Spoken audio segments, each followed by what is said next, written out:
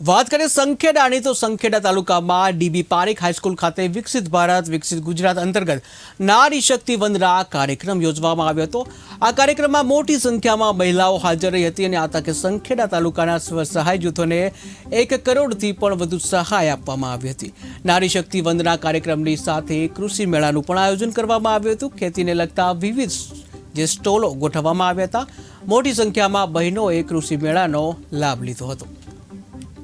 આજે સંખેડા ખાતે 139 વિધાનસભામાં નારી શક્તિ વંદના કાર્યક્રમમાં મોટી સંખ્યામાં બહેનો હાજર રહી સરકાર તરફથી વિવિધ યોજનાઓનો લાભ એમને આપવામાં આવ્યો। અને આજે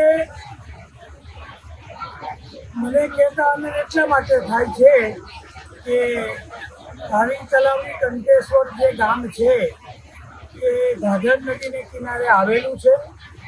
વારંવાર વધારે પૂરને કારણે આ ગામને સ્થળાંતર કરવું પડતું હતું, ખૂબ મુશ્કેલી પડતી હતી।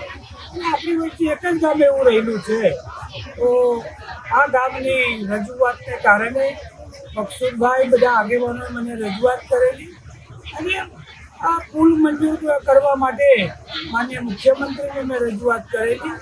એ અનુસંધાને આ પુલની રકમ 7 કરોડ જેટલી મંજૂર કરી છે। આ તબક્કે હું માનનીય મુખ્યમંત્રીનો આભાર માનું છું।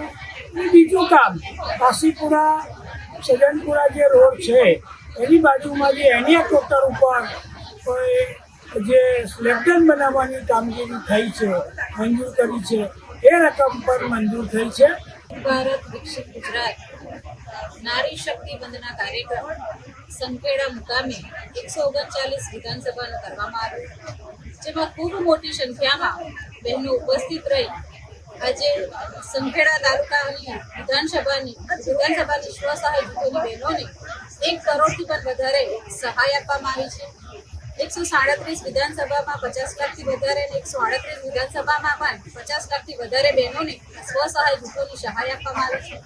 ખૂબ મોટી સંખ્યામાં બહેનો ઉપસ્થિત રહીને આજના આ નારી શક્તિ વંદના કાર્યક્રમો સાચા અર્થમાં સાર્થક કર્યો છે।